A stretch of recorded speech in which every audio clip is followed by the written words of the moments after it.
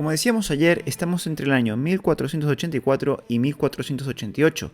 En Palos de la Frontera, Antón de Alaminos viene al mundo. Era hijo de un pescador, por lo que su vida estuvo ligada desde el principio a la mar.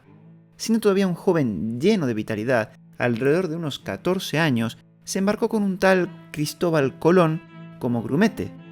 Este navegante estaba realizando su cuarto viaje a unas tierras al oeste. A su vuelta contrajo matrimonio con Leonor Rodríguez en 1505. Desde entonces hasta 1513 le perdemos la pista a don Antón, pero seguramente su amor por el mar era tan fuerte que le impidió quedarse en tierra mucho tiempo. Fue en aquel 1513 cuando Alaminos se unió como piloto del navío San Cristóbal a la expedición a Bimini de Ponce de León. Partieron del puerto de San Germán el 3 de marzo y el 14 ya estaban frente a las costas de Guananí, donde tras realizar una serie de reparaciones en un navío, zarparon el 27 del mismo mes rumbo a la Florida.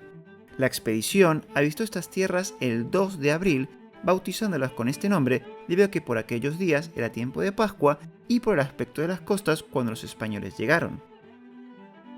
El día 17 de septiembre de aquel mismo año, Ponce de León decidió volver a Puerto Rico, pero dejó al navío San Cristóbal solo para que continuara con la búsqueda de Bimini.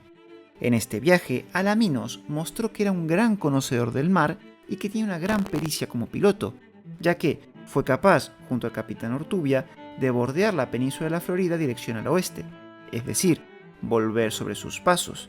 Fue entonces cuando se dio cuenta que donde antes había avanzado muy lento y con gran dificultad, a pesar de tener el viento a favor, ahora, navegando en la dirección contraria, avanzaba con gran facilidad.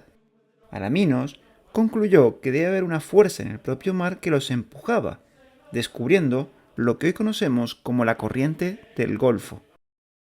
¿Y por qué es importante este descubrimiento? Desde el primer viaje de Colón, los españoles se dieron cuenta de que era muy difícil navegar hacia el oeste a una latitud superior al trópico de Cáncer, lo que podía retrasar un viaje durante meses. Al principio, le atribuyeron el obstáculo a la abundancia de algas en el mar de los Sagasos, pero fue descartada al poco tiempo al comprobarse que no ofrecían ninguna resistencia a la navegación. La corriente descubierta por Alaminos permitía una salida al océano por el paso de las Bahamas, facilitando un regreso más rápido hacia la península. La importancia de este descubrimiento era enorme, tanto fue así que todos los barcos que realizaron el viaje desde América a España la utilizaron, y se vino a llamar la ruta de vuelta. El descubrimiento de Alaminos se convirtió en la clave del comercio de España con América. Alaminos y el navío San Cristóbal llegaron a Puerto Rico a mediados de febrero de 1514 tras descubrir Bimini. En 1517, Francisco Hernández de Córdoba, Cristóbal de Morante y Lope de Ochoa de Caicedo formaron una sociedad para realizar una expedición a las regiones del suroeste para buscar islas que no hubiesen sido visitadas antes. Para ello, contrataron a Antón de Alaminos, al conocer aquellas aguas por su viaje con Colón. La expedición, compuesta por 3 naves y 109 almas, zarpó de Taruco, cerca de La Habana, el 8 de febrero de 1517 y, 12 días más tarde, avistaron el Cabo de San Antón y pusieron rumbo al suroeste. Tras 6 días de navegación, en los que sufrieron tormentas, avistaron tierra. Los españoles estaban frente a la isla de Cozumel, la cual rodearon y, a través del estrecho, se acercaron a la costa del Yucatán. Aquellos hombres creían que era una isla y la bautizaron como la isla de Santa María de los Remedios.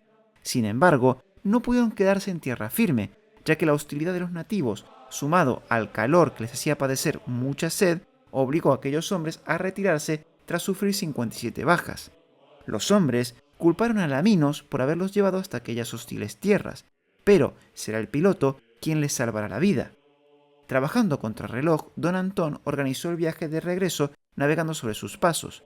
Cuando llegó al estero de los Lagartos, puso rumbo al noroeste y navegó durante 4 días hasta llegar al puerto de La Guada, en Florida, donde los hombres pudieron tomar agua dulce y salvarse.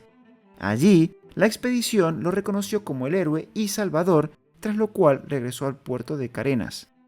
A pesar de que para Alaminos la última expedición fue un fracaso, la noticia de lo que encontraron en ella se extendió rápidamente entre la población, convirtiéndola en un éxito y a Alaminos como el héroe de la misma. Fue agasajado en Santiago de Cuba, viviendo durante varios días en el palacio del gobernador, disfrutando de la fama. Mientras tanto, se preparaba una segunda expedición pobladora, esta vez bajo el mando de Juan de Grijalva, y Alaminos se uniría como piloto mayor, título reconocido por primera vez por el gobernador de Cuba, Diego Velázquez. La expedición de Grijalva zarpó de Santiago de Cuba el 20 de abril de 1518. Estaba compuesta por 4 naves y 200 hombres. Los barcos pusieron rumbo directo a Yucatán, llegando a la isla de Cozumel el 3 de mayo. Iniciaron el recorrido por la costa como lo había hecho Alaminos en el viaje anterior. Y, también, como en el viaje anterior, tuvieron que hacer frente al problema de la falta de agua. Alaminos intentó recordar la ubicación de unos pozos, pero en su búsqueda se perdió, lo que les obligó a volver sobre sus pasos hasta conseguir situarse. Este tropiezo provocó que la expedición perdiera la confianza en Alaminos, teniendo que decir adiós a la fama de buen piloto y cartógrafo. Pero, como en el anterior viaje, fue Alaminos quien salvó a aquellos hombres al llegar a San Lázaro, donde pudieron hacer la aguada. La expedición reemprendió el rumbo llegando a la isla de los Sacrificios. Durante esta segunda parte de la expedición, Alaminos redactó un informe hablando del descubrimiento junto a la cartografía correspondiente. Toda la documentación la envió a Diego Velázquez para que éste la remitiera al rey. Mientras tanto, Grijalva dudaba si levantar un poblado debido al poder y la agresividad de los nativos con los que combatían y capturaban. Para decidir qué hacer, Grijalva organizó un consejo consultivo en el que participó Alaminos. Mientras el consejo discutía, el 24 de junio enviaron a Alvarado a Cuba llevando el correo y parte de los nativos capturados, pero también para pedir refuerzos para levantar un asentamiento. Finalmente, tras varios intentos, los expedicionarios decidieron abandonar aquellas tierras y volver a Cuba. El viaje de vuelta iba a ser complicado desde el inicio.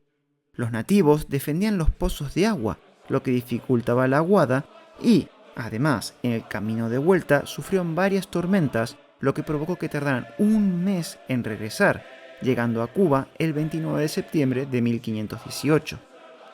Ya en tierras cubanas, Alaminos se dio cuenta de que no era imprescindible, ya que, gracias a las relaciones enviadas, el conocimiento de aquella zona ya no lo tenía en exclusiva. Viendo el ambiente de Cuba, Alaminos temía que le robaran sus méritos, por lo que envió toda la información a Francisco de Garay, gobernador de Jamaica, quien, en base a la documentación de Alaminos, mandó navíos para recorrer la costa mexicana al norte del Cabo Rojo. Un año después, en 1519, un tal Hernán Cortés estaba reclutando gente para un viaje de Cuba a México. El extremeño se fijó en Alaminos y lo convenció para que se uniera como piloto mayor. Sin embargo, Alaminos no tendría el mismo poder sobre la expedición como lo tuvo en la de Grijalva, pero igualmente aceptó. La flota de Cortés se organizó de diferente forma. Los navíos partieron por separado y se reunieron en la isla de Cozumel. Allí surgieron problemas y tensiones debido a los numerosos mandos que había en la expedición y, sí, también debido a las ansias de fortuna de aquellos hombres que buscaban más enriquecerse que servir a Cortés. Tras resolver los problemas de disciplina, la expedición reemprendió el rumbo llegando a San Juan de Ulúa, donde Cortés fundó la Villa Rica de la Veracruz, erigiendo el primer ayuntamiento de la América continental. Mientras don Hernán organizaba a los hombres en tierra, envió a Alaminos a seguir costeando la tierra firme hacia el norte, llegando hasta Cabo Rojo. A la vuelta de su viaje, Alaminos recibió el encargo de Hernán Cortés de llevar a Francisco de Montejo y Alonso Hernández Portocarrero, con la carta del Cabildo y varios regalos, ante la corte de Carlos I. El 26 de julio de 1519, zarpó de San Sebastián rumbo a la península. A pesar de las instrucciones que Cortés dio a Alaminos de no acercarse a Cuba, Francisco de Montejo, quien pensó que iban cortos de agua, convenció a Alaminos para desembarcar en una zona conocida como Marién. Allí, Montejo bajó y embarcó no solo el agua que consideró necesaria, también 2 toneles de vino y media docena de quesos curados. El gobernador de la isla, Diego de Velázquez, se enteró del desembarco y de que aquellos hombres eran de Cortés, por lo que ordenó capturarlos enviando 2 carabelas en su persecución. Sin embargo, Alaminos puso en funcionamiento no solo su pericia como piloto, también sus conocimientos sobre las corrientes. Inició rumbo al Gran Canal de las Bahamas y a toda velocidad consiguió perder a sus perseguidores, a los que todavía les faltaba mucho que aprender si lo comparamos con nuestro protagonista. Alaminos y su tripulación llegaron a Sanlúcar de Barrameda en octubre de 1519. Tras la llegada de Alaminos a la península se le pierde la pista y solo tenemos conocimiento de ciertos hechos: la visita al padre de Cortés, el viaje junto a Montejo y Portocarrero de Sevilla a Valladolid, donde fueron recibidos por las autoridades, y la visita a la villa de Tordesillas, cumpliendo con el compromiso de entregar el tesoro de Indias. Al día siguiente de la visita se produjo el desfile del tesoro en la plaza de Santa Cruz de Valladolid. Un año después encontramos a Alaminos en La Coruña, en las jornadas de la partida del emperador, donde acudió con su hijo mayor ante Carlos V a solicitar gracia, consiguiendo la concesión de una cédula real de 1000 pesos de renta pagaderas en la Nueva España, tras lo cual le perdemos la pista definitivamente. No se sabe nada sobre la muerte de Alaminos ni dónde está enterrado, pero de lo que estamos seguros es que su gran labor fue clave para España y el mundo.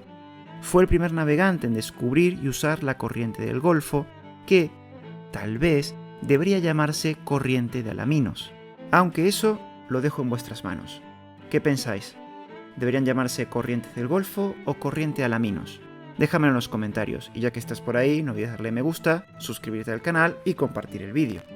El descubrimiento de Alaminos agilizó enormemente a las embarcaciones de vela, permitiendo un retorno más rápido y seguro desde América a la península, permitiendo abrir las rutas comerciales.